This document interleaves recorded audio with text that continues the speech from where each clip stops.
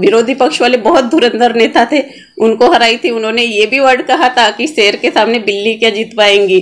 तो आप सभी का बापू वार्ता न्यूज नेटवर्क में स्वागत है। और मैं अभी जो हमारे पूर्व सभापति थे उनसे मुलाकात करने जा रहा हूँ और उनका आज जन्मदिन है। और यह चेहरा जो है जान पहचान कराने का मोहताज नहीं है, क्योंकि सभी लोग जानते हैं कि यह पूर्व सभापति थे और आज इनका जन्मदिन है। तो जन्मदिन के उपलक्ष्य में हम इनसे मुलाकात करेंगे। और सबसे पहले मैडम आपको जन्मदिन की हार्दिक बधाई। धन्यवाद।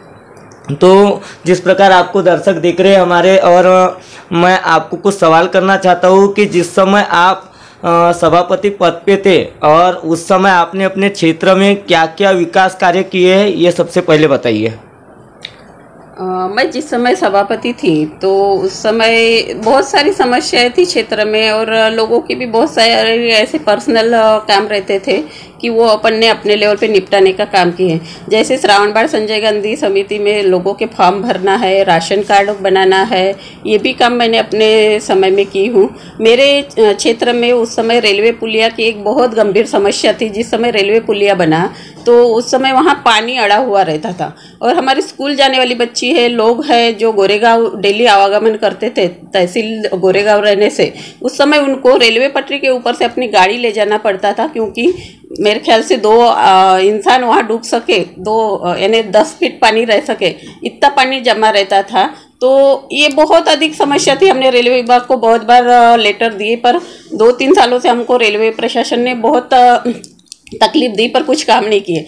फिर हमने 8 मार्च जागतिक महिला दिन के दिन सभी महिलाओं को लेके, मेरे गांव की 15-20 लेडीजें थी, उनको मैंने यही कहा कि 8 मार्च को तो कोई भी यानी अपना त्यौहार मनाते हैं कि भाषणबाजी सुन के या कोई कार्यक्रम डांस वांस करके, परंतु अपन अपने गांव की ये समस्या हल कर सकती, क्योंकि उस साल मेरे ख्याल से साल भर बारिश हुई थी, और साल भर हमको रेलवे पटरी के ऊपर से स्कूल जाने वाले बच्चे हैं हमारे जैसे डेली गोंदिया डौवा गोरेगांव डौवा आवागमन करने वाले लोग थे, इनको बहुत परेशानी होती थी। तो उस समय हमने 8 मार्च को आंदोलन किए थे। तो उस समय भी हमको रेलवे प्रशासन ने सिर्फ आश्वासन दिए और थोड़ा बहुत पानी निकाल के जाने योग्य कर दिए, परंतु अगली बारिश आई, परंतु उस समय भी वही सही हाल था। फिर हमने 2 अक्टूबर को आंदोलन किए, तो उस समय फिर रेलवे प्रशासन जागा हुआ, उसमें 24 लाख की निधि मंजूर की है, और उन्होंने आउटर साइड से, दूसरे अपोजिट साइड से पानी का लेंथ यानी नीचे लेवल पे करके वो समस्या हमारी हमेशा के लिए मार्गी यानी निकाल दिए। अभी हर बारिश में हमको वो तकलीफ नहीं होती कि वहाँ पानी जमा रहे और लोगों को रेलवे पटरी के ऊपर से जाना पड़े। अभी वहाँ का पानी पूरा निकल जाता है और लोगों को आने जाने के लिए बहुत सुविधा होती है। तो मैडम मैं आपको एक चीज़ पूछना चाहता हूँ, बहुत सारे टीचरों की भी समस्या रहती है, हमें भी कुछ सूत्रों के जरिए जानकारी प्राप्त हुई थी। आप टीचरों की जो भी समस्याएं रहती है उनको उन समस्याओं से अवगत कराते हो? मैं तो कहूँगी, मैं एक टीचर की बीबी रहने से और एक मेरी सिस्टर भी एक टीचर रहने से बोलो, मेरे को टीचरों की समस्याएं से मैं थोड़ा बहुत अवगत थी।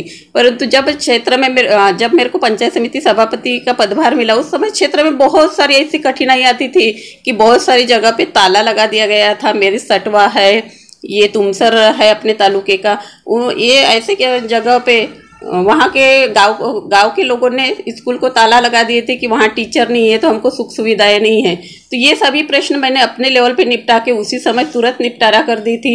एक दिन भी स्कूल बंद नहीं रहने दी, उसी दिन जाके वहाँ पहुँच के वहाँ के टीचरों की समस्या सॉल्व कर देना, वहाँ की भौतिक सुख सुविधाओं की समस्या सॉल्व करके वो स्कूलें ओपन करवाई थी। तो मैडम एक सवाल मैं करना चाहता हूँ कि जिस समय आपका राजनीतिक करियर की शुरुआत हुई, उस समय कई मुश्किलें, कई तकलीफें आई होंगी और कहीं पड़ा हो, तो आप थोड़ा बताइए।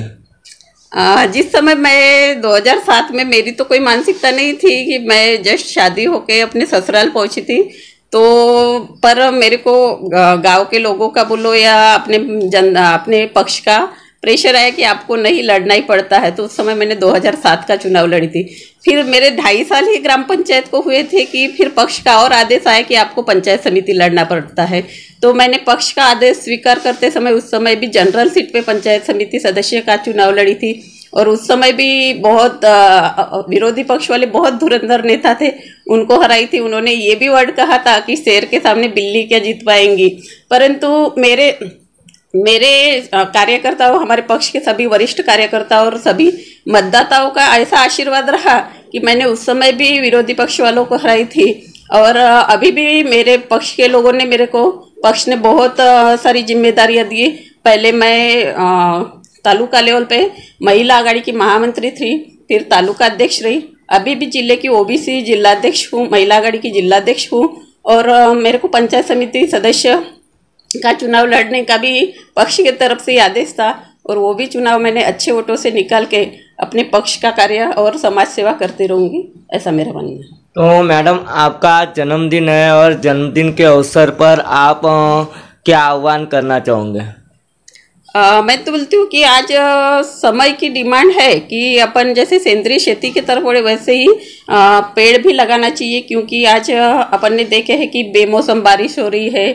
अपने को गर्मी के दिनों में टेम्परेचर बहुत ज़्यादा हो जाता है, अभी 45 से 50 डिग्री सेल्सियस में अपन गर्मी के दिनों में रहते हैं। तो ये ऐसी नौबत अपनी आने वाली पीढ़ी को न मिले करके जन्मदिन में फालतू पैसा वेस्ट न करते हो सभी ने पेड़ पौधे लगाना चाहिए, सेंद्रीय खेती की तरफ यानी डाइवर्ट होके अपने आरोग्य की देखभाल करना चाहिए, और सभी ने स्वस्थ जीवन और सुखमय, हमारा किसान सुखी समृद्ध रहे, ऐसी मैं परमेश्वर से आशा करती हूँ। तो दर्शकों, जिस प्रकार मैडम ने बताया कि उनके राजनीतिक करियर की शुरुआत कहाँ से हुई थी, जन्मदिन के अवसर पर उन्होंने क्या निर्णय लिया और वह क्यों चुनाव लड़ते रहे, कुछ टीचरों की समस्या थी उनसे कैसे अवगत किए उन्होंने। तो ऐसी ही खबर देखने के लिए बापू वार्ता न्यूज़ नेटवर्क को सब्सक्राइब कीजिए, बेल आइकन पर प्रेस कीजिए। गोंदिया से देवेंद्र दमाहे।